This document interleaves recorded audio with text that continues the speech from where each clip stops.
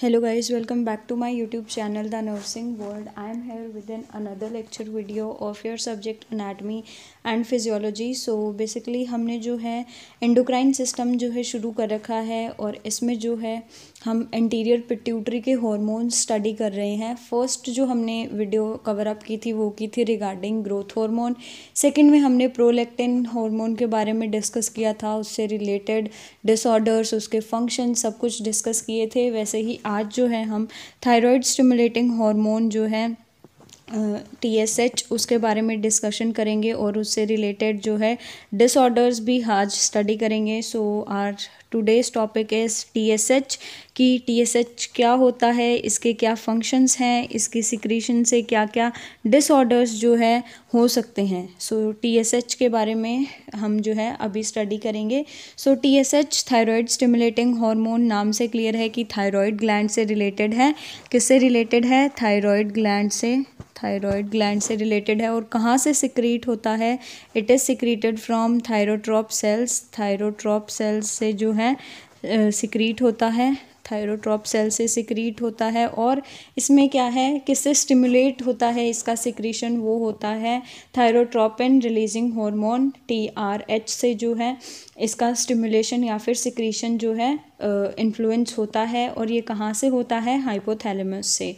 और इसमें क्या है, जो दो हार्मोन सिक्रीट होते हैं थायराइड ग्लैंड से, फर्स्ट वन इज़ T3 जिसे हम T3 कहते हैं, वो है ट्राई आइडोथायरोनिन। T3 हार्मोन जो है, wait a minute, so T3 hormone जो है ट्राई आइडोथायरोनिन, इसका जो है पूरा नाम होता है T3 हार्मोन ट्राई आइडोथायरोनिन। सो ये जो है सिक्रीट होता है। और इसके साथ एक जो है और हार्मोन है वो है T4 हार्मोन। T4 हार्मोन का क्या नाम है हमारा? थायरोक्सिन। यहाँ पे जो है थायरोक्सिन नहीं, थायरोनिन है इसका नाम। सो T4 और T3 और T4 हार्मोन जो है सिक्रीट होते हैं कंबाइनली। और इनसे क्या होता है, इससे जो है हमारे ब्लड में जो है सिक्रीशन है, राइज होता है TSH का, थायराइड स्टिमुलेटिंग हार्मोन का। और ये किससे स्टिमुलेट होता है? नेगेटिव फीड मैकेनिज्म में। नेगेटिव फीड मैकेनिज्म हमने पढ़ा था कि जब ब्लड में जो है इंक्रीज हो जाता है अमाउंट किसका? T3 और T4 का, तब क्या है, सप्रेस किया जाता है इसका अमाउंट।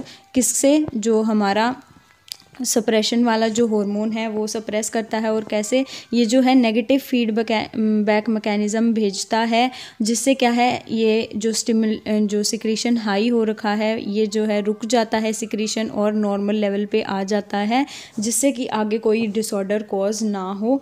और इसका जो सिक्रीशन है वो किस किस से स्टिमुलेट होता है? एक तो कोल्ड में, जो कोल्ड है वो पावरफुल स्टिमुलेंट है TSH के सिक्रीशन का।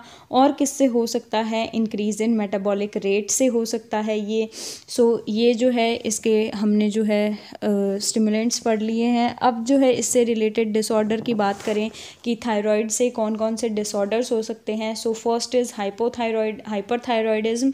हाइपरथायरॉयडिज्म क्या होता है? जब जो है सिक्रीशन है थायराइड ग्लैंड का, जो थायराइड हार्मोन TSH का, वो क्या है, अगर हाई अमाउंट में हो रहा है सो वो क्या कॉज करेगा? हाइपरथायरॉयडिज्म का कॉज करेगा। हाइपरथायरॉयडिज्म में क्या होता है, जो हमने दो हार्मोन्स डिस्कस किए हैं T3 और T4, T3 एंड T4, इनका क्या है, सिक्रीशन हाई लेवल पे हो जाता है, ब्लड में जो है इनका जो लेवल है वो राइज हो जाता है, तब क्या होता है, हाइपरथायरॉयडिज्म की कंडीशन होती है। सो इससे क्या है, जो अडल्ट्स हैं उनमें कार्डियक फेलियर या फिर कॉमन कंसिक्वेंसेस जैसे एजिंग के साथ साथ हार्ट की जो वर्किंग है वो जो है हार्डर हो जाती है, जिसकी वजह से क्या है, ब्लड डिलीवर नहीं हो पाता है और क्या है, कार्डियक फेलियर के जो है चांसेस हो जाते हैं। और इससे जो है कुछ एक और हाइपरथायरॉयडिज्म के जो है कॉजेज़ हैं या फिर डिजीज़ हो सकती है, वो है ग्रेव्स डिजीज़ और टॉक्सिक नोडुलर गोइटर हो सकता है। और अगर हम बात करें तो एडिमोना हो सकता है, जो कि क्या है, एक बेंजीन ट्यूमर है।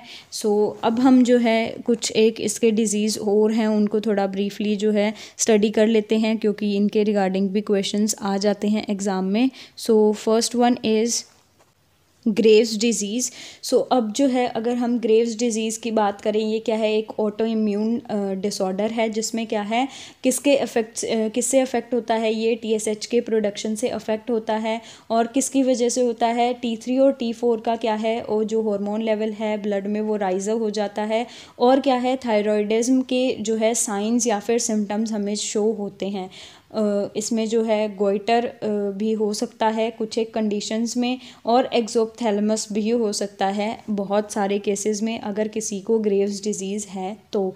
और ये ज़्यादातर वुमेंस में होता है, more in women as compare to the man. और कौन सी एज में होता है, बिटवीन 30 to 50 की एज में जो है ये ज़्यादा देखने को मिलता है। 30 to 50 की एज में जो है एज ग्रुप में वुमेंस में ज़्यादा देखने को मिलता है। सो ये तो बात थी हमारी ग्रेव्स डिजीज़ की। अब अगर हम बात करते हैं एक्सोप्थैलेमस, इसमें क्या है, जो आई बॉल्स होती है हमारी उनका प्रोट्रूशंस हो जाता है, मींस वो बल्ज आउट हो जाती है, ऐसे जो है बहुत मींस वाइड हो जाती है। आइज़ हैं, ऐसे लगता है जैसे बाहर निकल के गिरने वाली है। वो किसके कारण होता है, क्योंकि जो फैट्स हैं वो डिपोजिशन हो जाता है, फाइब्रस टिश्यूज़ का डिपोजिशन हो जाता है बिहाइंड द आइज़, जिसकी वजह से क्या है, जो हमारी आई बॉल है उनका क्या है, प्रोट्रूशंस हो जाता है, बल्जिंग आउट, जो बल्ज आउट हो जाती है हमारी आई बॉल्स। और क्या है, जो हाइपरथायरॉयडिज्म के जो ट्रीटमेंट हैं वो इसको कुछ हद तक ठीक कर सकते हैं after having treatment for means 2 to 3 years। अगर लगातार ट्रीटमेंट लिया जा रहा है सो ये कुछ हद तक जो है ठीक कर देती है, बट कम्प्लीटली रिवर्स नहीं करती है जो ये डिज़ीज़ है, इसको पूरे तरीके से जो है नहीं ठीक कर पाती है।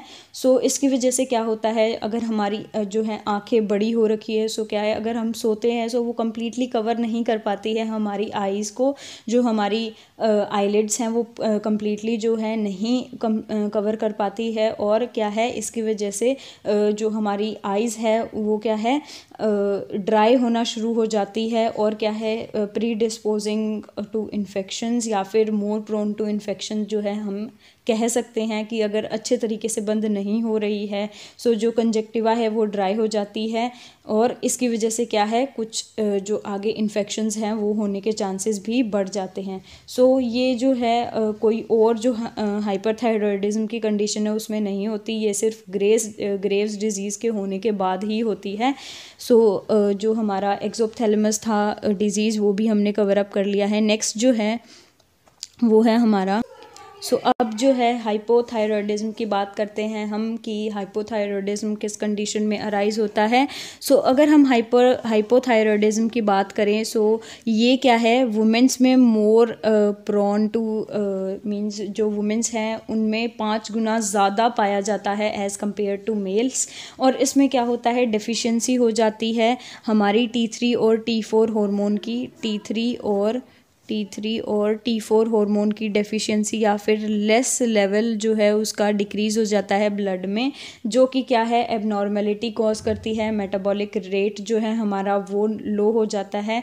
और क्या हो सकता है, एक्यूमुलेशन हो सकता है म्यूकोपॉलीसैकेराइड्स का सबक्यूटेनियस टिश्यूज़ में, जिसकी वजह से क्या होता है, स्वेलिंग कॉज होती है। स्पेशली कहाँ पे देखने को मिलती है, ये फेस पे और हैंड्स पे, फीट पे, आईलिड्स पे, यहाँ पे जो है हमें स्वेलिंग देखने को मिलती है। और इसके जो है और जो कॉमन कॉजेज़ की अगर हम बात करें वो क्या है, ऑटो इम्यून थायरॉयडिट्स और सीवियर आयोडीन डेफिशिएंसी। अगर हम जो है प्रॉपर डाइट नहीं ले रही हैं, अगर हमारी डाइट में आयोडीन की सफिशिएंट जो है रिक्वायरमेंट, जो हमें बॉडी रिक्वायरमेंट है वो प्रॉपर नहीं है, कंप्लीट हो पा रही है आयोडीन की, उसकी वजह से भी क्या है, हमें जो है ये हाइपोथायरॉयडिज्म होने के चांसेस हैं। One should have a nutritious diet जिसमें कि आयोडीन भी जो है अच्छी जो है क्वांटिटी में हो, जिसके कारण हमारी बॉडी क्या है, अच्छे से वर्क कर पाए। ये थे जो हमारे थायराइड TSH जो हार्मोन है उसके फंक्शंस और उनसे रिलेटेड डिसऑर्डर्स। हमने जो है TSH भी आज टोटली कवर अप कर लिया है। नेक्स्ट वीडियो में हम जो है हमारे जो आगे के, एक तो ACTH हार्मोन रह रखा है, गोनेडोट्रोपिन रिलीजिंग हार्मोन रह रखा है। ये जो जितने भी हमारे हार्मोन्स बचे हैं वो हम नेक्स्ट वीडियो में कवर अप करेंगे। Till then take care, bye bye, see you in next video.